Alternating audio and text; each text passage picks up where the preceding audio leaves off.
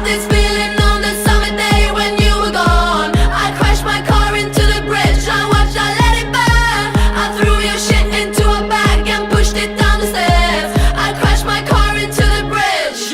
I don't care, I love it, I don't care.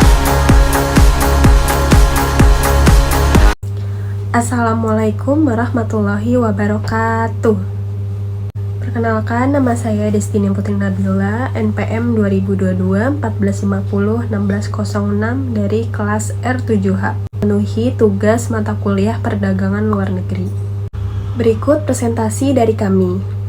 Yang pertama ada definisi dari Incoterms. Incoterms itu terbagi dari 3 kata. Yang pertama itu ada internasional, komersial, dan terms. Yang pertama internasional atau antar negara. Kemudian yang kedua komersial, bentuk perdagangan atau yang berkaitan dengan perdagangan. Yang ketiga terms, yaitu kata jamak dari term yang artinya istilah-istilah. Jadi Incoterms adalah seperangkat aturan internasional untuk menjelaskan hak dan kewajiban antara penjual dan pembeli dalam perdagangan internasional. Aturan ini mengatur hal-hal seperti yang pertama, siapa yang menanggung biaya pengiriman, yang kedua, siapa yang menanggung risiko selama barang dalam perjalanan, yang ketiga, titik serah barang dari penjual ke pembeli. Jadi, dengan adanya Incoterms, penjual dan pembeli itu memiliki pemahaman yang sama sehingga meminimalisir kesalahpahaman dalam kontrak perdagangan. Kemudian ada klausul-klausul dalam Incoterms. Yang pertama itu ada pembagian risiko atau risk, yaitu menjelaskan pada titik mana risiko atas barang beralih dari penjual ke pembeli. Jadi risiko ini misalnya jika barang rusak atau hilang atau terjadi kecelakaan selama perjalanan. Kemudian yang kedua ada pembagian beban biaya atau cost, yaitu menentukan siapa yang menanggung biaya apa dalam proses pengiriman barang. Jadi biaya itu bisa berupa ongkos muat, ongkos kapal, asuransi, bea cukai, dan lain-lain. Kemudian yang ketiga ada pembagian tanggung jawab atau responsibilities, yaitu menjelaskan tugas administratif dan logistik siapa yang mengurus dokumen, bea cukai, izin ekspor impor, dan lain-lain sebagainya. Jadi secara sederhananya itu adalah yang pertama risk itu kapan risiko beralih, yang kedua cost itu siapa bayar biaya apa, yang ketiga responsibilities yaitu siapa yang mengurus apa. Jadi contoh yang pertama itu ada pembagian risiko atau risk, yaitu contohnya bayangin kayak kalian tuh beli sepeda dari luar negeri. Jadi kalau pakai aturan FOB, begitu sepeda udah ditaruh di kapal, jadi risikonya itu pindah ke kalian. Nah, kalau misalnya kapalnya tenggelam, jadi kamu yang rugi, kalian yang rugi, bukan si penjualnya gitu. Kemudian yang kedua itu ada pembagian biaya atau cost. Nah, tadi kan dalam definisinya itu adalah siapa yang bayar ongkos apa. Nah, jadi contohnya itu kayak kalian beli handphone lewat CIF. Jadi penjual bayar biaya kirim sama asuransi sampai pelabuhan Indonesia. Terus pas HP udah sampai pelabuhan, biaya bongkar, terus pajak impor dan ongkos ojol ke rumah kalian itu kalian yang bayar gitu. Kemudian yang ketiga itu ada pembagian tanggung jawab atau responsibilities. Itu tadi kan siapa yang ngurus dokumen, bea cukai, dan lain-lain. Jadi contohnya kamu tuh beli meja, terus dari penjual itu cuma siapin meja di gudangnya. Nah, kamu yang harus cari truknya, harus ngizin ekspor, terus bayar bea cukai, sampai bawa meja itu tuh ke rumah kalian gitu. Sebelumnya perkenalkan, nama saya Widya Nurul Jena dengan NPM 2022 1450 1611. Di sini saya akan menerangkan tentang macam-macam Incoterms. Yang pertama itu ada EXW atau export. Pengertian EXW atau export artinya penjual hanya menyediakan barang untuk diambil oleh pembeli di tempat penjual itu sendiri, sedangkan menanggung pembeli akan semua biaya asuransi, transportasi, dan resiko yang mungkin terjadi saat barang diantar. Oke, selanjutnya ada biaya yang ditanggung oleh eksportir, meliputi beberapa komponen penting dalam proses ekspor. Pertama, biaya produksi yang mencakup seluruh pengeluaran untuk menghasilkan barang serta keuntungan yang diharapkan dari penjualan produk tersebut. Biaya ini mencakup bahan baku, tenaga kerja, serta biaya operasional lainnya yang terkait langsung dengan pembuatan barang. Selain itu, eksportir juga harus mengeluarkan biaya untuk mengepakkan ekspor, yaitu pengemasan khusus yang disesuaikan dengan kebutuhan pengiriman internasional, agar barang tetap aman dan terjaga kualitasnya selama proses pengiriman. Pengepakan ini biasanya berbeda dengan pengepakan untuk pasar domestik karena harus memenuhi standar dan regulasi negara tujuan ekspor. Selanjutnya ada importir, penanggung berbagai biaya melalui dari pengurusan izin ekspor di negara asal, pengangkutan barang dari pelabuhan ke tempat tujuan dalam negeri, hingga biaya bongkar muat di pelabuhan. Mereka juga harus membayar asuransi untuk melindungi barang selama perjalanan dan asuransi untuk melindungi barang selama perjalanan dan ongkos pengiriman barang dari luar negeri. Setelah barang sampai, importir membayar biaya kedatangan dan pembongkaran barang, menguras dokumen peristiwa setelah membayar biaya masuk dan pajak. Terakhir, importir juga bertanggung jawab mengantar barang ke alamat tujuan akhir. Yang kedua ada freekirer atau VCI. Freekirer artinya biaya pihak penjual akan bertanggung jawab terhadap perizinan ekspor sampai menyerahkan pada pihak kurir atau ekspedisi di tempat pelabuhan yang sebelumnya sudah disepakati bersama. Dalam hal ini, pihak pembeli hanya perlu membayar biaya pengiriman dan tugas serta tanggung jawab penjual akan selesai ketika pihak pembeli sudah menerima barang di pelabuhan. Selanjutnya, ada biaya yang ditanggung oleh eksportir meliputi beberapa komponen penting dalam proses pengiriman barang ke luar negeri. Pertama, eksportir menanggung biaya produksi yang mencakup seluruh pengeluaran untuk membuat produk, termasuk keuntungan yang diharapkan. Selanjutnya, eksportir juga harus membayar biaya pengepakan ekspor, yaitu pengemasan khusus agar barang aman selama pengiriman internasional.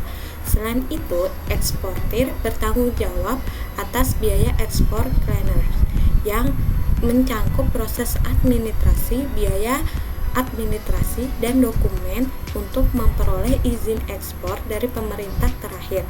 Eksportir juga menanggung biaya pengangkutan darat dan inland freight, yaitu ongkos pengiriman barang dari tempat produksi ke pelabuhan pengiriman. Selanjutnya, importir menanggung biaya di pelabuhan asal untuk bongkar muat, pembiayaan asuransi pengiriman, serta ongkos angkut internasional sampai barang tiba di tujuan. Setelah itu, importir membayar biaya kedatangan dan pembongkaran barang di pelabuhan tujuan, mengurus dokumen peristiwa, serta membayar biaya masuk dan pajak. Terakhir, mereka juga bertanggung jawab mengantar barang ke alamat tujuan akhir. Selanjutnya, yang ketiga itu ada free long side ship, yaitu atau VAS.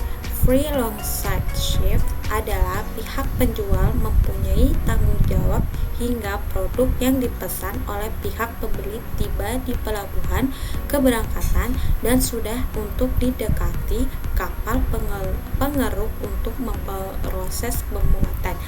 Biaya lain yang akan muncul setelah kegiatan tersebut harus dibayar oleh pihak pembeli. Istilah ini juga hanya akan digunakan pada transportasi air. Selanjutnya itu ada biaya yang ditanggung oleh eksportir, meliputi beberapa komponen penting dalam proses pengiriman barang ke luar negeri. Pertama, eksportir harus membayar biaya produksi yang mencakup seluruh pengeluaran untuk membuat produk serta keuntungan yang diharapkan. Selanjutnya, eksportir juga menanggung biaya pengepakan ekspor agar barang dapat dikemas dengan baik dan aman selama pengiriman internasional. Selain itu, eksportir bertanggung jawab atas biaya ekspor clearance, yaitu seluruh proses administrasi dan pengurasan dokumen untuk mendapatkan izin ekspor dari pihak berwenang. Terakhir, eksportir juga menanggung biaya pengangkutan darat atau inland freight yang merupakan ongkos pengiriman barang dari lokasi produksi ke pelabuhan pengiriman. Selanjutnya, ada biaya yang ditanggung oleh importir mencakup berbagai jenis pengeluaran yang berkait dengan proses pengiriman barang dari luar negeri. Pertama, importir membayar loading charge, yaitu biaya untuk memuat barang ke dalam sarana pengangkutan. Selain itu, ada origin terminal charge yang merupakan biaya penggunaan fasilitas pelabuhan asal. Importir juga menanggung biaya asuransi untuk melindungi barang selama pengiriman internasional. Biaya freight, yaitu atau ongkos angkut, menjadi tanggung jawab importir untuk membawa barang sampai ke pelabuhan tujuan. Serta barang tiba, importir harus membayar destination arrival charge, yang itu biaya terkait kedatangan barang di pelabuhan tujuan, serta unloading charge untuk proses pembongkaran barang. Importir juga wajib mengurus import custom clearance yang sebagai proses kabinet dan membayar biaya masuk serta pajak yang berlaku. Terakhir, biaya pengiriman barang dari pelabuhan ke lokasi tujuan akhir atau delivery to destination juga menjadi tanggung jawab importir. Assalamualaikum warahmatullahi wabarakatuh. Perkenalkan, nama saya Iza Kusuma Dewi, NPM 2022 1450 1630. Saya dari kelas R7H. FOB, Free on Board, artinya peralihan segala resiko atas penjualan kepada pembeli terjadi ketika barang telah melewati rel kapal, pagar pengamanan kapal, di pelabuhan muat dan berada di tempat kapal yang telah disebutkan. Biaya-biaya ditanggung oleh eksportir antara lain: A. Production cost, including profit. Biaya produksi termasuk keuntungan yang diharapkan. B. Export packing, biaya-biaya pengepakan barang ekspor. C. Export clearancing, biaya pengurusan ekspor, izin ekspor maupun bentuk-bentuk kewajiban formal dari pemerintah. D. Inlet freight, ongkos pengangkutan transportasi dari darat dari lokasi eksportir hingga ke pelabuhan atau terminal. E. Loading charge, biaya pemuatan barang di pelabuhan keberangkatan. F. Origin terminal, biaya pengamanan di pelabuhan keberangkatan. Biaya-biaya yang ditanggung oleh importir antara lain: A. Insurance, premi asuransi pengangkutan utama adalah jumlah minimum cover kecuali diperjanjikan lain. B. Destination arrival charge, biaya-biaya penanganan kapal di pelabuhan kedatangan namun tidak termasuk biaya bongkar. C. Loading charge, biaya pembongkaran barang dari sarana pengangkutan utama. D. Import custom clearance, biaya penyelesaian formalitas pabean import seperti jasa PPJK, pengurusan lisensi import, dan lainnya. E. Duty and taxes, penguatan bea masuk dan pajak-pajak dalam rangka import. E. Delivery to destination, ongkos pengangkutan darat hingga sampai ke tempat tujuan importir. CIF, Cost, Insurance, and Freight, disebut nama pelabuhan tujuan. Artinya, segala resiko atas kerusakan atau kehilangan barang serta segala macam biaya yang timbul setelah barang melewati rel kapal beralih dari pelabuhan kepada pembeli. Biaya-biaya yang ditanggung oleh eksportir antara lain A. Insurance, premi asuransi pengangkutan utama dalam jumlah minimum cover kecuali diperjanjikan lain. B. Freight, ongkos pengangkutan perjalanan dari pelabuhan keberangkatan sampai ke pelabuhan tujuan. B. Destination Arrival Charge, biaya-biaya penanganan kapal di pelabuhan kedatangan namun tidak termasuk biaya bongkar. B. Loading Charge, biaya pembongkaran barang dari sarana pengangkutan utama. E. Export Custom Clearance, biaya penyelesaian formal pabean impor seperti jasa PPJK, pengurusan lisensi impor dan lainnya. F. Duty and Taxes, penguatan bea masuk dan pajak-pajak dalam rangka impor. Delivery to destination, ongkos pengangkutan darat hingga sampai ke tempat tujuan importir. Biaya-biaya ditanggung oleh eksportir antara lain A. Production cost, including profit, biaya produksi termasuk keuntungan yang diharapkan. B. Export packing, biaya-biaya pengepakan barang ekspor. C. Export clearancing, biaya pengurusan ekspor, izin ekspor maupun bentuk-bentuk kewajiban formal dari pemerintah. D. Inlet freight, ongkos pengangkutan transportasi dari darat dari lokasi eksportir hingga ke pelabuhan atau terminal.